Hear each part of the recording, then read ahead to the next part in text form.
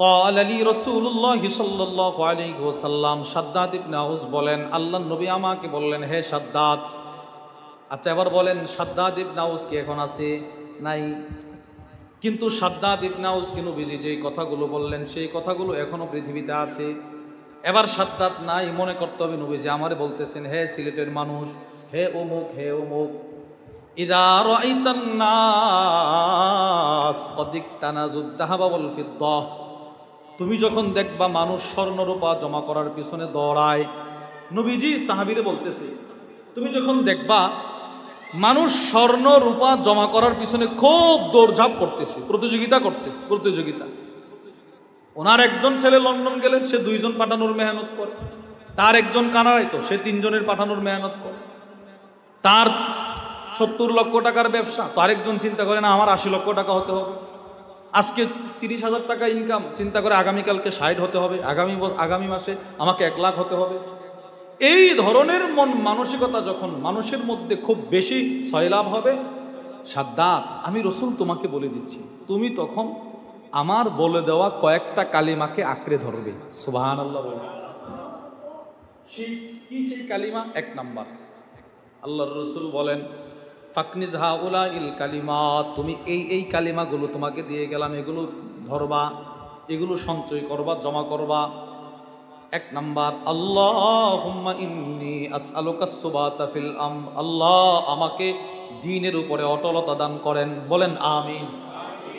আল্লাহ আমাকে আপনি দ্বীনের উপর অটলতা দান করেন, আল্লাহ আমাকে ইসলামের উপরে অটলতা দান করেন, আমি যেন মৃত্যু পর্যন্ত অটল অনর হয়ে থাকতে পারি, সেই তৌফিক আমাকে দান করেন। শাদ্দাদ এই দোয়া তুমি আল্লাহর কাছে করবা। 2 নাম্বার, ওয়াল আযীমাতা আলার রুশদি, আল্লাহ আমাকে শুধু দ্বীনের উপরে না, আমাকে দ্বীনের উপর আবার হেদায়েতের উপরে অটলতা দান করেন। সুবহানাল্লাহ। একজন মুসলমান নামাজ পড়ে না, ইনিও মুসলমান, নামাজ পড়ে না, শুধু জুমা পড়ে, মুসলমান। আরেকটা হচ্ছে হেদায়েত, নামাজ, কোনো নামাজ ছাড়ে না, তসবিহ ছাড়ে না, ইবাদত ছাড়ে না। অনেকে আছে দেখবেন চিল্লাই গেলে 41 দিন খুব ভালো, কোনো নামাজ তার ছাড়া হয় নাই, ছেড়ে দেয় নাই, তসবিহ ছাড়ে নাই, রোজাও রাখে। যেই মাত্র চিল্লা থেকে আসছে, দিন যত যায় ততই ইবাদত তার থেকে ছুটে যাচ্ছে। ওই হিদায়াত। আল্লাহ না, আমি যেন সবসময় আমলে লেগে থাকতে পারি। বলেন আমিন। প্রত্যেক মহিলা, প্রত্যেক পুরুষ, প্রত্যেক যুবক যুবতী সকলের জন্য এই দোয়া, আল্লাহ আমাকে দ্বীনের উপরে অটল রাখুন, হিদায়াতের উপরে অবিচল রাখুন। কারণ কে কখন হেদায়েত থেকে পথভ্রষ্ট হয়ে যায় কেউ বলতে পারে না। আরে আপনি শুনলে আশ্চর্য হবেন, আমার নবী, আপনার নবী, আমাদের রসুল পর্যন্ত প্রত্যেক দিন নবীজি আকাশের দিকে 2টা চোখ ওঠে দোয়া করতেন, আল্লাহ আমি যেন পথভ্রষ্ট না হই। আরে রসুল কি পথভ্রষ্ট হওয়ার কোনো সম্ভাবনা ছিল? আজ সমাজ ধ্বংস হয় মিথ্যার কথা বলার কারণে, পরিবারে গণ্ডগোল, অশান্তি, বিশৃঙ্খলা লেগে থাকে মিথ্যা কথা বলার কারণে। দিন দিন যেন মানুষের কাছ থেকে সততা উঠে যাচ্ছে, চাই সে ব্যবসায়ী হোক, চাই সে চাকরিজীবী হোক, চাই সে আলেমে দ্বীন হোক, চাই সে কৃষক হোক, চাই সে সিএনজি চালক হোক। দিন দিন যেন মানুষের কাছ থেকে সততাটা চলেই যাচ্ছে, নারী হোক পুরুষ। এই সততা হলো প্রত্যেকটা মুমিনের ঈমানের ফাউন্ডেশন। সুবহানাল্লাহ বলেন। সততা ঈমানের কি ফাউন্ডেশন। লা ইলাহা ইল্লাল্লাহ মুহাম্মাদুর রাসূলুল্লাহ, এই যে একটা সাক্ষী আপনি দিলেন, এটা আপনাকে দিল থেকে দিতে হবে যে না, আল্লাহ তাআলা ছাড়া আর কোনো মাবুদ নাই, নাই তো নাই। হযরত মুহাম্মদ সাল্লাল্লাহু আলাইহি ওয়াসাল্লাম আল্লাহর রাসূল, এইটা দিল থেকে যার যত বেশি মজবুতির সাথে বের হবে, তার ঈমানের ফাউন্ডেশন তত মজবুত হবে। সিদ্দিক আকবর রাদিয়াল্লাহু তাআলা আনহুর ফাউন্ডেশন মজবুত ছিল, এটার সাক্ষী তিনি খুব মজবুত ভাবে দিতেন। ওমর ইবনুল খাত্তাব রাদিয়াল্লাহু তাআলা আনহুর ঈমানের ফাউন্ডেশন বড় মজবুত ছিল, কারণ এই কালেমার সততার সাক্ষী খুব মজবুতির সাথে দিয়েছেন। আম্মাজান খাদিজাতুল কুবরা রাদিয়াল্লাহু তাআলা আনহার ঈমানের ফাউন্ডেশন বড় মজবুত ছিল, এটার সাক্ষী দিয়েছেন দিল থেকে। এই জন্য একটা কিতাব আছে মাওসুআতু নাদরাতিন নাঈম ফি মাকারিমি আখলাকির রাসূলিল কারীম। আরবের সমস্ত বড় বড় উলামায়ে কেরাম এক জায়গায় বসছেন, এক বোর্ডে বসছেন, বসে হুজুর সাল্লাল্লাহু আলাইহি ওয়াসাল্লামের জীবনী সংক্রান্ত একটা কিতাব লিখেছেন। এই সেই কিতাব যেটার নাম বললাম। নবীজির জিন্দেগিতে যা যা আছে সব ওই কিতাবের মধ্যে নিয়ে আসছে, আর নিয়েও এসেছে আশ্চর্যভাবে, আজীব পদ্ধতি। আলিফ বা তা সা জিম, এই আলিফ দিয়ে নবীজির জীবনীতে রসুলের যা যা পাওয়া যায়, সুবহানাল্লাহ বলেন। আলিফ দিয়ে রসুলের জীবনীতে যা যা পাওয়া যায়, আলিফ দিয়ে নবীজির পোশাক যা যা পাওয়া যায়, আলিফ দিয়ে রসুলের খাবার যা যা পাওয়া যায়, আলিফ দিয়ে রসুল যত জায়গায় গেলেন, যত জায়গার নাম আলিফ দিয়ে হইল, এই ধরনের সব কিছু ওই কিতাবের মধ্যে। বা দিয়ে যা বলছেন সব ওই কিতাব, বা দিয়ে যা পাওয়া যায় সব ওই কিতাব। তো ওই কিতাবের মধ্যে আছে আল ঈমান আসাসুহু আস-সিদক, ঈমানের মূল ফাউন্ডেশন হলো সততা। বলেন ঈমানের মূল ফাউন্ডেশন কি? পুরুষের ঈমানেরও মূল ফাউন্ডেশন সততা, নারীরও ঈমানের মূল ফাউন্ডেশন সততা, যুবকেরও ঈমানের মূল ফাউন্ডেশন সততা, যুবতীরও ঈমানের মূল ফাউন্ডেশন সততা। এটা হলো মজবুত এক খুঁটি, সততা। 2 নম্বর, আল্লামা মাজদুদ্দিন মুহাম্মদ ইবনে ইয়াকুব আল ফাইরুজ আবাদি তার বিখ্যাত কিতাব বাসাইরু দাবিত তাময়িজ ফি লাতাইফিল কিতাবিল আজিজ, ওই কিতাবের মধ্যে এসেছে সততা হলো বান্দার সমস্ত আমলের রূহ। সুবহানাল্লাহ বলেন। নামাজের রূহ হলো সততা। আপনি যখন নিয়তটা বাঁধছেন, নিয়ত বাঁধার সময় আছে আল্লাহু আকবার, এবার রব্বুল আলামিন আপনার দিলের দিকে তাকায় দেখে আপনি আল্লাহু আকবার মুখে বলছেন, এবার দিল দ্বারা কেমন কল্পনা করছেন আল্লাহ সবচাইতে বড়, কদ্দুর এটারে সত্যায়ন করছেন। আমরা তো আল্লাহ কি বলছি এটার ফিকির নাই, আমারও ফিকির নাই, আপনারও ফিকির নাই, আমার ছেলেরও ফিকির নাই, আমার মেয়েরও ফিকির নাই।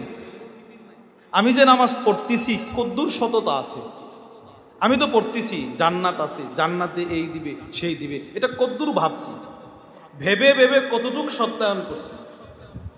আমাদের বুজুর্গরা নামাজের মধ্যেও আল্লাহ আর আল্লাহর নিয়ামতকে এতটাই সত্যায়ন করতেন, কখনো কখনো নামাজের মধ্যে এদের অন্যরকম হালত চলে আসত। পৃথিবী বিখ্যাত বুজুর্গ হযরত সাহল ইবনে আব্দুল্লাহ আত-তাস্তরী রাহিমাহুল্লাহ, ওনার ছোট্ট একটা তাফসীরের কিতাব আছে তাফসীরুত তাস্তরী। ওটার মধ্যে সূরাতুদ দাহারের ব্যাখ্যায় আছে ওয়াসাকাকুম রাব্বুহুম শারাবান তাহুরা। আল্লাহ রাব্বুল আলামিন বলেন, যারা আল্লাহ তাআলাকে দুনিয়াতে সত্যায়ন করে জান্নাতের মালিকানা নিয়ে কবরে যাবে, এদেরকে আল্লাহ তাআলা জান্নাতে শারাবান তাহুরা পান করাবে। সমস্ত পানি ও ফেল এই শারাবান তাহুরার কাছে স্বয়ং রব্বুল আলামিন পান করাবেন। তো এটা তো আমরা শুনি। হযরত সাহল ইবনে আব্দুল্লাহ আত-তাস্তরীর ছাত্ররা বলেন, একদিন উস্তাদ এই তাফসীরের এই আয়াতের ব্যাখ্যায় আছে ঘটনাটা, উস্তাদ নামাজ পড়তেছে আমাদেরকে নিয়ে, আমরা পিছনে নামাজের নিয়ত পাচ্ছি। আমাদের উস্তাদ যখন এই আয়াতে কারিমাটি তিলাওয়াত করলেন, আমরা নামাজ থেকে একটা শব্দ শুনতে পাইলাম। একটা মানুষ দুধ, মধু অথবা আখের রস, কোনো জুস, ওইগুলো খাওয়ার পর, পান করার পর ঠোঁটের এই চতুর্দিকে লেগে থাকলে মানুষটা যেই রকম জিহ্বা দিয়ে চেটে চেটে চতুর্দিক থেকে মুখের ভিতরে নিয়ে যায়, আমাদের কেমন যেন মনে হয়েছে আমাদের উস্তাদ নামাজের মধ্যে কি যেন চেটে চেটে খাচ্ছে। সত্যায়নটা কেমন ছিল নামাজ বলেন? নামাজ শেষ করার পর আমরা বললাম, উস্তাদ আপনি এরকম কি করলেন? একটা আওয়াজ শুনলাম আমরা, যেন কি একটা খাচ্ছিলেন। তো উস্তাদ বলে, শোনো, আমি যখন রব্বুল আলামিনের সামনে দাঁড়ায় এই আয়াতটা তিলাওয়াত করি, তো আমার সততা এই পরিমাণ বেড়ে যায়, আমি যেন দেখি আমার রব নামাজে আমাকে সারাবাং তহরা পান করাচ্ছে। আসিদকু রূহুল আমাল, সততা সমস্ত আমলের রূহ। আমি যখন নিয়ত বাঁধার পরে সানা পড়ি থানা সুবহানাক, আমি তো ঠোঁটের আগা দিয়ে বলে বলে চলে যাচ্ছি, কিন্তু রব্বুল আলামিন তাকায় দেখে সুবহানাক বলার সাথে সাথে সে আমার কতটুক পবিত্রতা বর্ণনা করলো, সে আমার কদ্দুর পবিত্রতার ঘোষণা দিল। সে কি শুধু মুখে মুখে বলে গেল নাকি দিল দিয়া সত্যায়ন করছে? ওই দিনও আমাদের শায়েখ দামাত বারাকাতুম হুজুর আমারে বলতেছেন, মৌলানা জবান এবং দিল এক হওয়া, জবান এবং দিল কি হওয়া বলেন? এক। এর একটা মেহনত শুরু করতে হবে। হুজুর তো শুরু করছেনই, প্রত্যেকেরই হুজুর বলেন যে শুধু মুখে মুখে না, জবান দিল এক করতে হবে। এরপরেও এই মেহনতকে আরো জোরদার করার জন্যে শায়েখ দামাত বারাকাতুম হাকিমুন নফস আল্লামা মুফতি মুশতাকুন নবী কাসিম হাফিজাহুল্লাহ হুজুরের আরেক নতুন বিপ্লব হুজুর শুরু করছেন। সেটি হলো শুধু আলেমদেরকে নিয়ে হুজুর এই আগামী মাসে 8, 9, 10, 11 3 দিন সুধন্যপুরে ইজতেমা, পৃথিবীর সমস্ত কাজ থেকে ফারেক হয় আমাদেরকেও বলছেন কোনো কিছু সাথে থাকবে না, কোনো শগুল থাকবে না, কোনো ব্যস্ততা নাই, শুধুই মাত্র আমি মুখে কি বলি আর দিলে কি অনুভব করি এটাকে এক করার একটা মেহনত আমি শুরু করতে চাই। আমাদেরকে হুজুর খুব জোর তাকিদ দিয়ে বলছেন, যার যত ব্যস্ততা, যার যত মাহফিল, যার যত প্রোগ্রাম, সব কুরবানি করতে হবে। শুধু আমি দিলে কি, আমি মুখে কি বলি আর দিলে আমার কি ভাবনা, এটা আমার এক করতে হবে। সাহাবায়ে কেরাম দামি হয়েছেন কেন? ওনারা মুখে যা বলছেন দিলে তা কল্পনা করছেন। সুবহানাল্লাহ, সব সময় কল্পনা করছেন। তাহলে আমলের রূহ সততা। বলেন আমলের রূহ কি? ইমানের ফাউন্ডেশন কি? সততা। 3 নাম্বার, এই আল্লাহর বুজুর্গ বলেন, আল্লামা মাজদুদ্দিন মুহাম্মদ ইবনে ইয়াকুব আল ফাইরুজ আবাদি বলেন, আসিদক হুয়াল বাব আল্লাযী দাখালা মিনহুল ওয়াসিলুনা ইলা হাদরাতিল জালাল। সততা হলো এমন একটা দরজা, যে দরজা দিয়ে সত্যবাদী মানুষ সহজে আল্লাহ পর্যন্ত পৌঁছে যায়। সততা এমন এক দরজা, যেই দরজা দিয়ে আল্লাহ প্রেমিক মানুষগুলো আল্লাহ পর্যন্ত খুব সহজে চলে যেতে পারে। এটা হলো সততার দরজা। 3 নাম্বার, আল্লাহ রব্বুল আলামিন আপনাকেও আমাকেও, নারীকেও পুরুষকেও আদেশ করছেন যে তোমরা সত্যবাদীদের সঙ্গী হয়ে যাও। সুবহানাল্লাহ। ইয়া আইয়ুহাল্লাযীনা আমানুত্তাকুল্লাহ, রব্বুল আলামিন বলেন, হে পৃথিবীর ঈমানদারগণ, তোমরা আল্লাহকে ভয় করো, চাই তুমি পুরুষ হও চাই তুমি মহিলা, আল্লাহকে ভয় করো। ওয়াকুনু মা'আস সাদিকিন, সত্যবাদীদের সঙ্গে হয়ে যাও, সাথী হয়ে যাও, সত্যবাদী হয়ে যাও। এই আয়াতের ব্যাখ্যায় আল্লামা আবুল কাসিম যাইনুদ্দিন আল কুশাইরি রাহিমাহুল্লাহ বর্ণনা করেন, তার কিতাব আর রিসালাতুল কুশাইরিয়ার মধ্যে লেখেন, মান আরাদা আন ইয়াকুনাল্লাহ তাআলা মাআহু, পৃথিবীর কোনো মানুষ যদি চাই যে সর্বদাই আল্লাহ যেন তাকে সাহায্য করে। আমরা চাই না যে আল্লাহ আমাদের সাহায্য করে? সব সময় নামাজ যে পড়ে না সেও কিন্তু এটা আকাঙ্ক্ষা করে যে আল্লাহ আমি যেন কোনো মুসিবতে না পড়ি। দেখবেন নামাজ পড়ে না, শুধু জুমা পড়ে, এই লোকও চায় আল্লাহ যেন আমার একটু সাহায্য করে, রব যেন আমার একটু শান্তিতে রাখে।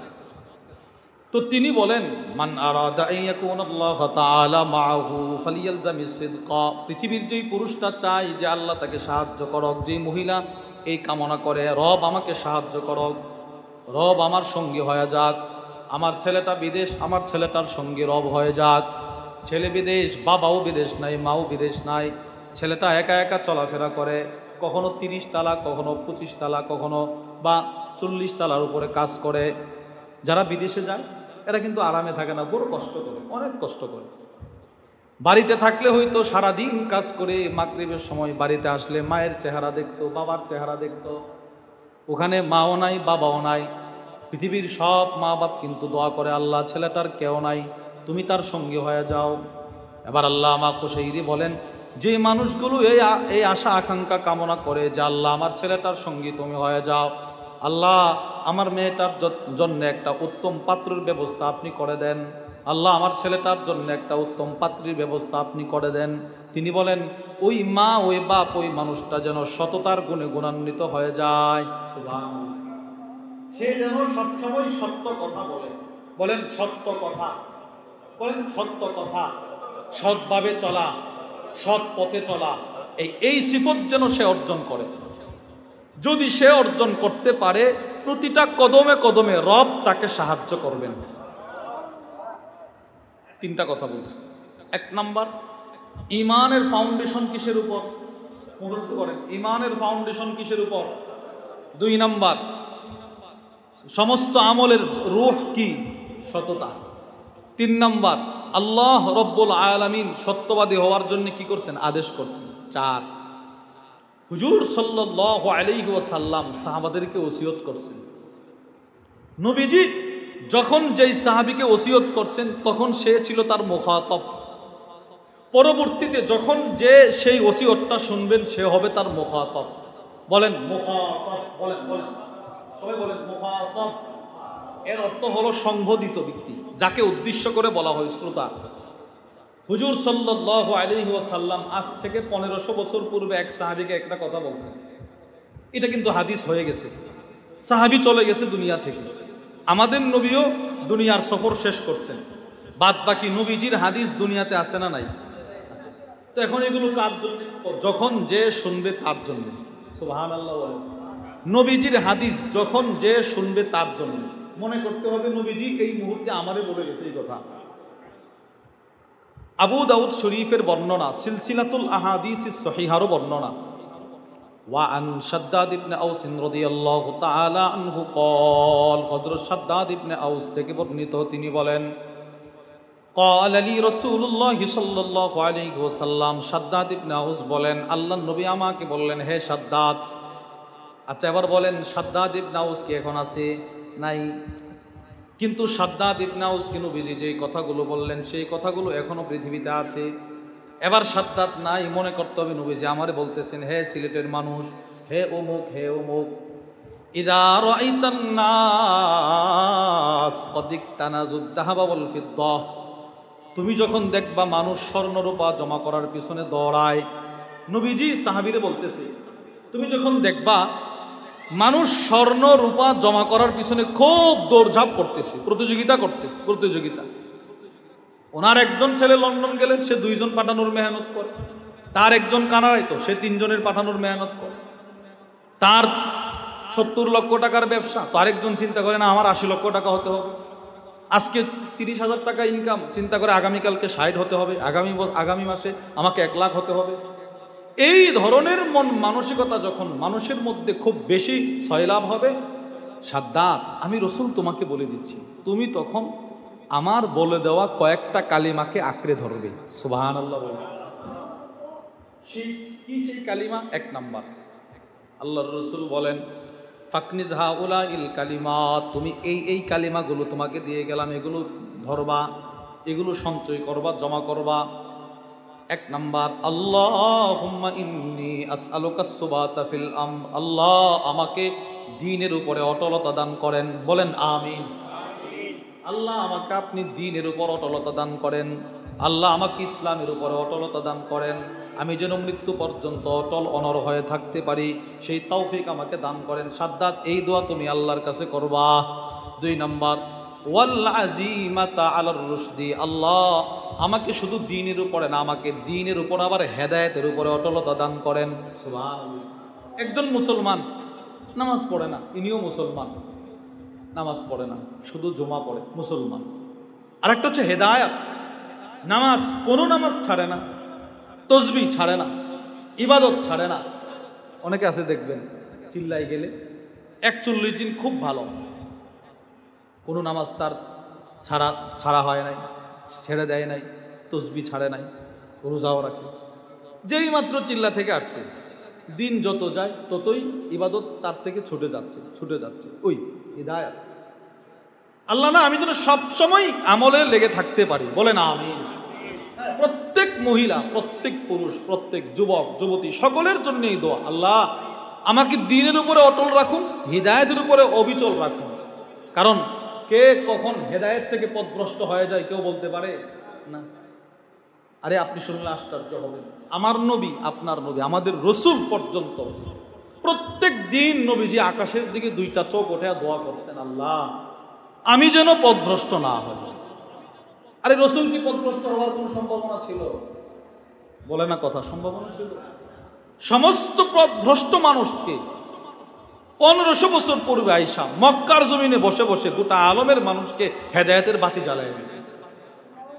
সেই নবী মুহাম্মদুর রাসূলুল্লাহ সাল্লাল্লাহু আলাইহি ওয়াসাল্লাম দোয়া করছেন। আবু দাউদ শরীফের বর্ণনা, আম্মাজান উম্মে সালামা বলে, মা খারাজা রাসূলুল্লাহ সাল্লাল্লাহু আলাইহি ওয়াসাল্লাম মিন বাইতি ইল্লা রাফা'a তারফাহু ইলাস সামা।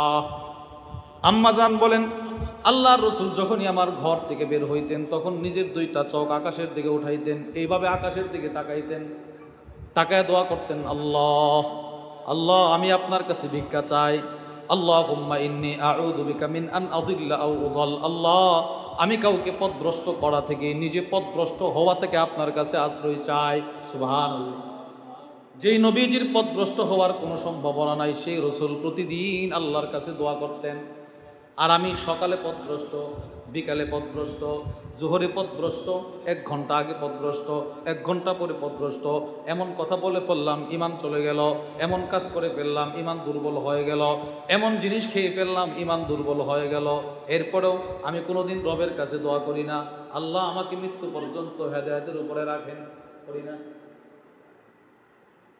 কাতেবে ওহি লেখছে, ওহির লেখক পথভ্রষ্ট হয়ে গেছে। বুখারী শরীফের বর্ণনা, ওয়ান আনাস ইবনে মালিক রাদিয়াল্লাহু তাআলা আনহু قال, আনাস ইবনে মালিক থেকে বর্ণিত, আন্না রাজুলান নাসরানিয়া, এক খ্রিস্টান নবীজির দরবারে আসছে, ফাসলামা, এসে কালিমা পড়ে মুসলমান হয়ে গেল। খ্রিস্টান নবীজির দরবারে আসছে।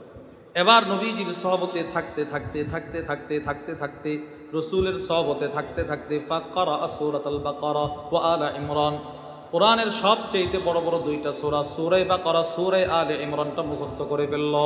সুবহানাল্লাহ। কি পরিমাণ মেহনতটা করছে, নবীজির সহবতে থাকছে। সে শুধুই মাত্র কোরআনের দুইটা সূরা মুখস্থ করে নাই, পুরা কোরআনের মোটামুটি বেশ কয়েক পৃষ্ঠা মুখস্থ করে ফেলছে। এবার নবীজি তারে বড় ভালোবাসতে শুরু করলেন। দেখছো খ্রিস্টান, এত মেহনতটা, দ্বীনের উপরে তার এত মেহনত। বাস, আল্লাহর রসুল তাকে এতটাই ভালোবাসলেন, তাকে ওহী লেখার দায়িত্ব পর্যন্ত দিয়ে দিলেন। সে নবীজির জন্য ওহী লিখত, ওয়াহি। কিন্তু আশ্চর্যের বিষয় হলো, আনাস ইবনে মালিক বলেন, কয়েকদিন পর ফাআদা নাসরানিয়া, ওই লোকটা আবার খ্রিস্টান হয়ে গেল। পৃথিবীর সমস্ত দায়িত্ব, পৃথিবীর সমস্ত ক্ষমতা, পৃথিবীর সমস্ত চাকরি, পৃথিবীর সমস্ত পদ, পৃথিবীর সমস্ত মন্ত্রী, যত দেশের যত প্রধানমন্ত্রী, সবার মর্যাদা একদিকে যদি রাখেন, যত চাকরিজীবী প্রত্যেকের মর্যাদা একদিকে, যত আর্মি, বিডিআর, র্যাব, যত উপরস্থ কর্মকর্তা সকলের মর্যাদা একদিকে রাখেন, একজন কাতেবে ওয়াহির মর্যাদার 1 সেকেন্ড এদের সকলের চাইতেও বেশি। সুবহানাল্লাহ। কোরআন লিখতেন, কোরআন নবীজির কাছে কোরআন আসতো, লেখারা লিখত। এই লোক আবার খ্রিস্টান হয়ে গেছে। এই জন্য নবীজি দোয়া শিখাইছেন, ওয়াল আজিমাতা আলার রুশদি, আল্লাহ আমি আপনার কাছে সম্পদ চাই না, আল্লাহ আমি আপনার কাছে ধন দৌলত চাই না, আল্লাহ আমি আপনার কাছে হেদায়েত ভিক্ষা চাই। হেদায়েত বলেন, হেদায়েত কি চাই? কি চাই? আল্লাহ আমাদেরকে মৃত্যু পর্যন্ত হেদায়েতের উপরে রাখেন, বলেন আমিন। এটাই সবচেয়ে বড় সম্পদ, হেদায়েত। এই হেদায়েত রব ইচ্ছে করলে পারতেন আমাদেরকে কোনো হিন্দুর ঘরে জন্ম দিতে, পারতেন না?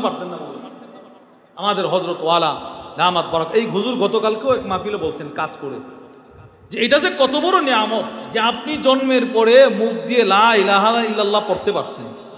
এটা যে কত বড় নিয়ামত এটা আপনি এখন বুঝবেন না।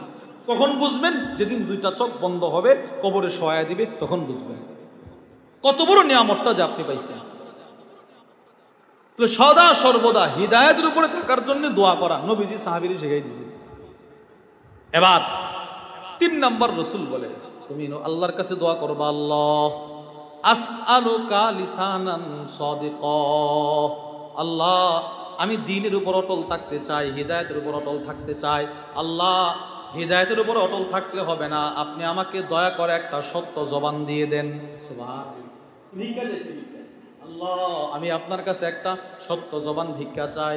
আল্লাহ আমি আপনার কাছে একটা সততার জবান ভিক্ষা চাই, যেই জবানে কখনো মিথ্যা কথা বের হবে না, যেই জবানে কখনো গান বের হবে না, যেই জবানে কখনো গালি বের হবে না, যেই জবানে কখনো একজন আরেকজনের পরনিন্দা করবে না, যেই জবানে কখনো আরেকজনের দুশ্চর্চা করবে না। হুজুর বলছেন না, আমি শুনছি হুজুরের বয়ান, হুজুর বলছেন আয়না, একজন আরেকজনের আয়না। এই জন্য গীবত করা যাবে না, দোষ এইভাবে বর্ণনা করা যাবে না। আয়না যেমন তোমার নাম উচ্চারণ করে না, তুমিও সুন্দর করে যেইভাবে করলে সে সংশোধন হবে, তার ইসলাহ হবে, ওইভাবে তুমি করবে। এটা রাসূলের সিফত ছিল। নবীজি কখনো কারো নাম নিয়ে বলতেন না, তুমি এটা করছো কেন, তুমি এটা করছো কেন। নবীজি কখনো এগুলো করতেন না। আম্মাজান আয়েশা সিদ্দিকা রাদিয়াল্লাহু তাআলা আনহা থেকে বর্ণিত, আবু দাউদ শরীফের বর্ণনা, হুজুর সাল্লাল্লাহু আলাইহি সাল্লামের কাছে কোনো সাহাবীর ব্যাপারে কোনো নালিশ গেলে নবীজি কখনো বলতেন না ইয়া ফুলান, নবীজি বলতেন মা বালু আকওয়াম, এদের কি হলো রে, এদের কি হলো রে। নবীজি একজনকে উদ্দেশ্য করে বলতেন না, সকলকে বলতেন। এর মানে যিনি অপরাধটা করছে সে তো বুঝতেছে যে আমি করছি অপরাধটা, সে অনুতপ্ত হইল। নবীজি বলতেন সবাইরে তোমাদের কি হলো, তোমরা এই কাজটা করো। নবীজি একদিন নামাজ পড়তেছেন, আল্লাহর রাসূল নামাজ পড়ার সময় নামাজে শুধু পেশ লাগতেছে, পেশ আটকে যাইতেছেন। অতঃপর নবীজি নামাজ শেষ করার পর বললেন তোমাদের কি হলো, তোমাদের লোকেরা অনেকে উযু না করে কেন নামাজে দাঁড়ায়, উযু সুন্দর করে না। অথচ রাসূল ইচ্ছে করলে পারতেন কেউ উযু করো নাই দাঁড়াও, পারতেন না নবীজি ইচ্ছে করলে। রাসূল যদি বলতেন কেউ উযু করছো না, উযু ছাড়া কে আর, অথবা কার উযু চলে গেছে দাঁড়াও, শরমে নামাজ থেকে বের হওয়া নাই, ও অবশ্যই সাহাবী বের হইতেন যে ইয়া রাসূলুল্লাহ আমি। কিন্তু নবীজি এই কথা বলে নাই, রাসূল বলেন তোমাদের কি হলো, সুন্দর করে কেন উযু করে নামাজে আসো না। সুবহানাল্লাহ বলেন। হযরত জারির ইবনে আব্দুল্লাহ রাদিয়াল্লাহু তাআলা হযরত ওমর ইবনুল খাত্তাবের মজমাই বসা আল্লামা আবুল ফরজ আব্দুর রহমান ইবনুল জাওজি রাহিমাহুল্লাহ তার কিতাব সিফাতুস সফর মধ্যে লেখেন, জারির ইবনে আব্দুল্লাহ আল বাজালি ওমর ইবনুল খাত্তাবের মজমাই বসা, যে জারির ইবনে আব্দুল্লাহর ব্যাপারে ওমর ইবনুল খাত্তাব বলতেন ইউসুফ হাদিহিল উম্মাহ, ইনি এতটাই সুন্দর ছিলেন, ওমর ইবনুল খাত্তাব বলতেন জারির তো এই উম্মতের ইউসুফ আলাইহিস সালাম, এই পরিমাণ সুন্দর ছিলেন। তো এই মজমার মধ্যে অনেক মানুষ, হঠাৎ করে একজন বায়ু ত্যাগ করছে, বাতাস বের হয়েছে। তো হযরত ওমর ইবনুল খাত্তাব চিন্তা করতেছেন কে এই কাজটা করলো, সকলে হাসি দিয়েছে। চিন্তা করছিলেন উনি বলবেন এই কে করছো, যাও উঠো উযু করে আসো। কিন্তু ওমর ইবনুল খাত্তাব এই কথাটা বলার আগে আগেই জারির ইবনে আব্দুল্লাহ আল বাজালি বলে আমিরুল মুমিনিন আমরা সকলেই উযু করে আসি। সুবহানাল্লাহ, আরে সুবহানাল্লাহ বলেন না। উনি বলতে চাইছিলেন যে এই কাজটা করছো উযু করে আসো, তো নিশ্চিত তিনি দাঁড়াইলে উনি লজ্জা পাইতেন না, কি বলেন লজ্জা পাইতেন না। তো হযরত জারির ইবনে আব্দুল্লাহ আল বাজালি তিনি বলেন ওমর ইবনুল খাত্তাব বলার আগে আগে তিনি দাঁড়ায় বলে আমিরুল মুমিনিন আমরা সকলেই উযু করে আসি। সকলে যে উযু করতে, তে আর যিনি এই কাজটা করছে ওনার আর উনি লজ্জিত হবেন না। হযরত ওমর ইবনুল খাত্তাব বলে জারির তুমি আমাকে সুন্দর একটা হিকমত শিখাইয়া দিলা, একজনকে অপমান করা থেকে তুমি আমাকে বাঁচিয়ে দিলা। এই জন্যে হুজুর সাল্লাল্লাহু আলাইহি সাল্লাম সাহাবাদেরকে এটাও শিখাইছেন, আল্লাহ আমাকে এমন একটা জবান দেন যে জবান দিয়ে কারো গীবত হবে না, এই জবান দিয়ে শুধুই মাত্র আল্লাহ আপনার প্রশংসার তাসবিহ উচ্চারণ হবে, আল্লাহ এই জবান দিয়ে শুধুই মাত্র আপনার পবিত্রতা বর্ণনা করব। আমি রান্নার কাজ করতেছি, আল্লাহ আমি আমার জবান দিয়ে কোনো মিথ্যা কথা অযথা কথা বলবো না, আমার জবান যেন আপনার তাসবিহ নিয়ে ব্যস্ত থাকে। আল্লাহ আমি সন্তানের মাথা আশ্রয় দিচ্ছি, ওই সময় যেন আমার জবান আপনার তাসবিহ নিয়ে ব্যস্ত থাকে। আল্লাহ আমি আমার ছেলেটার ব্যাগ গুছিয়ে দিচ্ছি, ওই সময় যেন আমার জবান তাসবিহ নিয়ে ব্যস্ত থাকে।